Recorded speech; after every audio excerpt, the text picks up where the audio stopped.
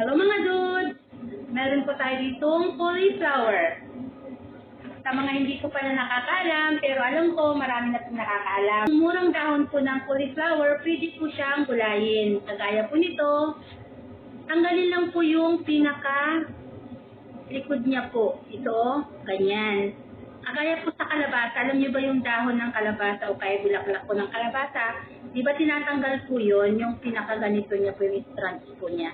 Ganon din po ang gagawin para hindi po siya makunat. Pwede po siyang ihalo sa tinola o kaya yung mga sinigang po, pwede po siya. At nagluto po nga ako ng munggo. Sinahugan ko lang po ng chicken at ihahalo po natin yung dahon po ng cauliflower. Dinamihan ko lang po yung dahon po ng cauliflower kasi masarap po siya. Sa mga hindi po nakakalam, pag nasubukan nyo na pong lutuin, sayang na pong itapon yung mga dahon po ng cauliflower.